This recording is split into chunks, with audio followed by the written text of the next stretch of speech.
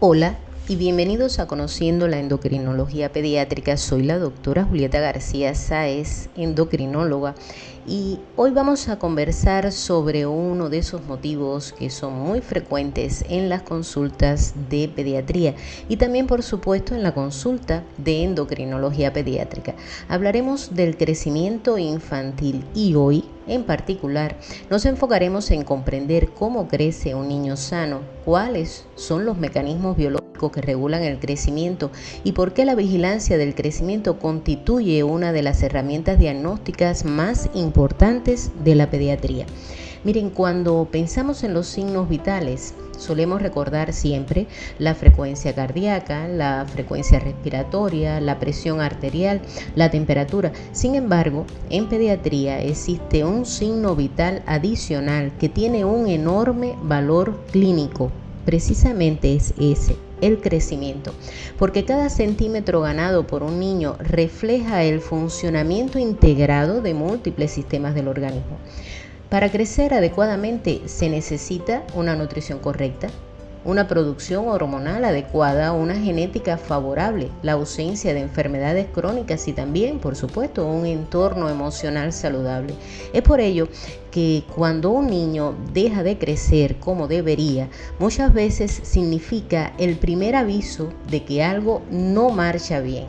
Hoy aprenderemos cómo crece un niño y por qué la velocidad de crecimiento puede revelar problemas incluso antes de que aparezcan otros síntomas. Una pregunta pudiera ser: ¿por qué el crecimiento es un signo vital pediátrico?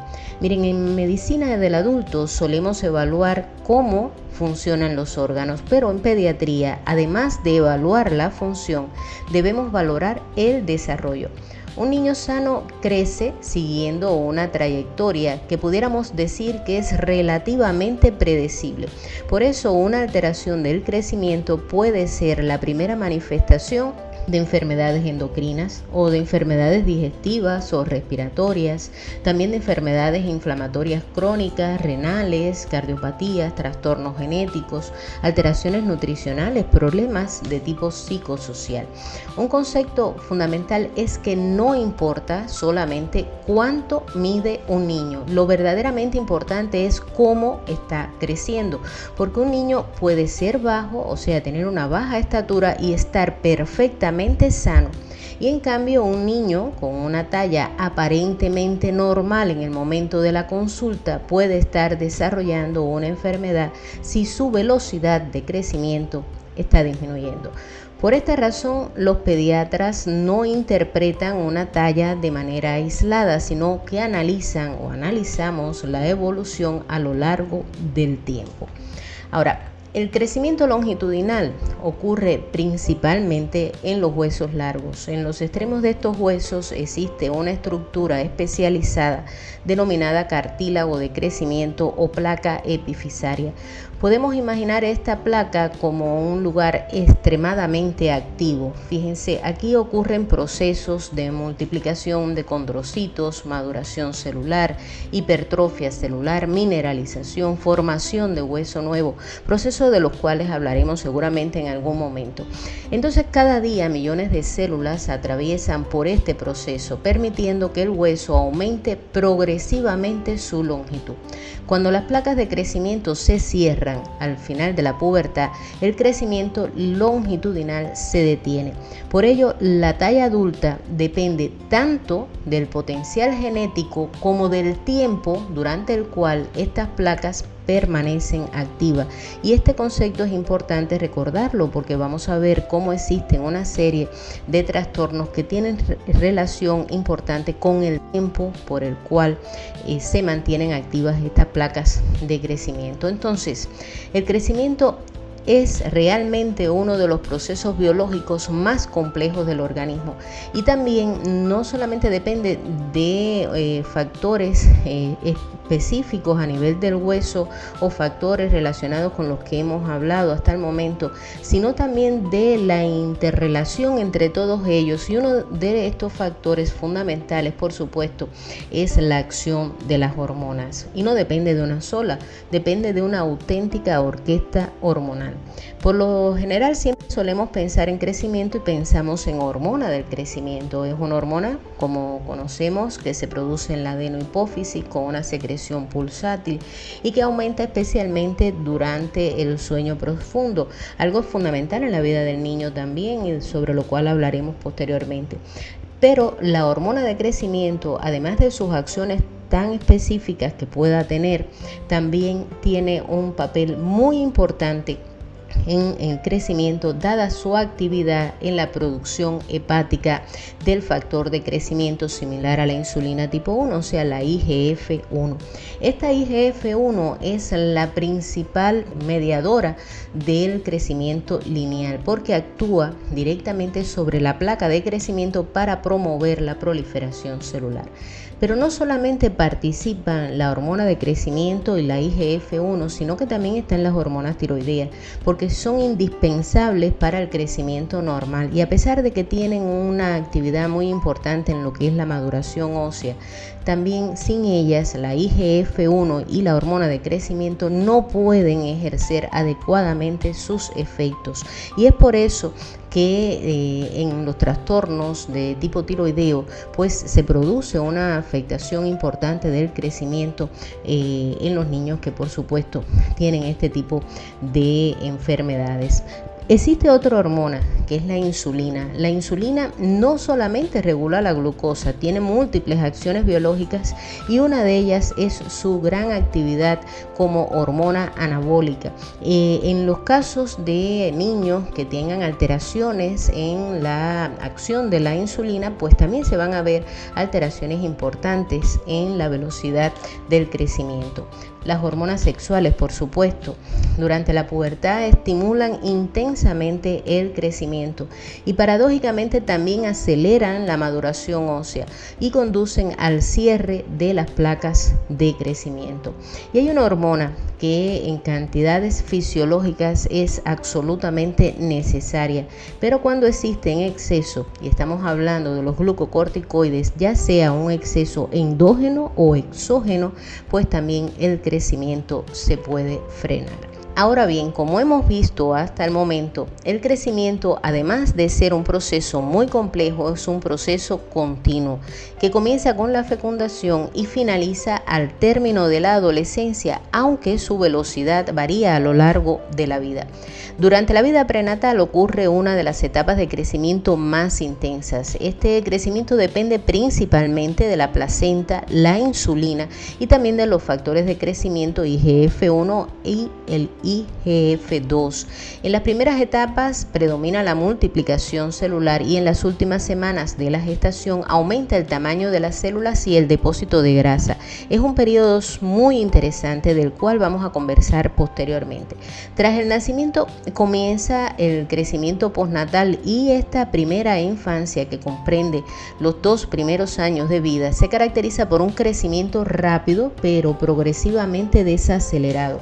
Durante este periodo el control del crecimiento pasa de mecanismos locales fetales a una regulación endocrina, adquiriendo la hormona de crecimiento un papel muy fundamental.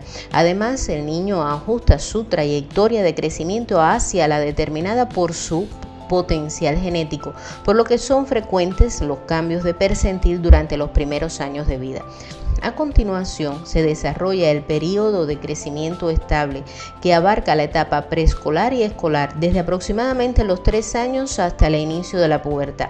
Se caracteriza por un crecimiento lento y uniforme. La talla aumenta de forma constante entre 5 a 7 centímetros por año, aunque la velocidad de crecimiento disminuye gradualmente hasta alcanzar su punto más bajo justo antes del comienzo del estirón puberal. Y el peso, por supuesto, también aumenta de manera progresiva y constante.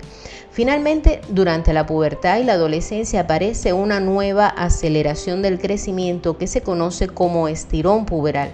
Esta etapa coincide con importantes cambios hormonales, físicos, emocionales, que culminan con la madurez sexual y la adquisición de la talla adulta. El pico de velocidad de crecimiento suele alcanzarse alrededor de los 12 años en las niñas, en los 14 años en los niños. Y este crecimiento acelerado afecta a todo el organismo, aunque no de forma uniforme. El tronco crece proporcionalmente más que las extremidades y se producen cambios importantes en la composición corporal. En los varones aumenta especialmente la masa muscular y la masa libre de grasa, mientras que en las niñas se incrementa relativamente más el tejido adiposo. Y estas diferencias contribuyen al desarrollo del dimorfismo sexual característico de la edad adulta. Lo podemos resumir así. Durante la lactancia, periodo que se caracteriza por un crecimiento rápido durante los 2 primeros años de vida, se produce un aumento de alrededor de 25 centímetros el primer año de vida y de 12 centímetros el segundo año. Durante la niñez, durante esta etapa, la velocidad de crecimiento se mantiene relativamente constante en unos 5 a 7 centímetros por año. Y finalmente, la pubertad, donde la presencia del estirón puberal determina un crecimiento entre 8 a 12 centímetros al año, dependiendo, por supuesto, del sexo del adolescente. Los varones experimentan un estirón de mayor magnitud que las niñas. Ahora bien, vamos a resumir un poquito los factores que influyen en la talla. La genética, por supuesto, es el principal determinante de la talla adulta. La talla de los padres permite estimar la talla diana genética, eso lo veremos luego. Sin embargo, la genética establece un potencial, pero no un destino inmodificable. Y eso tenemos que tenerlo siempre en cuenta. La nutrición, sin energía ni proteínas suficientes, no puede existir un crecimiento adecuado. Por lo tanto, la desnutrición continúa siendo hoy una de las principales causas mundiales de retraso del crecimiento. El estado de salud. Como es lógico, las enfermedades crónicas descompensadas consumen energía y alteran múltiples mecanismos hormonales. Por ello, pueden afectar significativamente la talla. Los factores hormonales, los hablamos hace un momentico atrás, las alteraciones de la hormona de crecimiento, del factor de crecimiento similar a la insulina, las hormonas tiroideas, el cortisol, o también las alteraciones típicas o alteraciones que puedan ocurrir durante la pubertad, también modifican el patrón normal de crecimiento.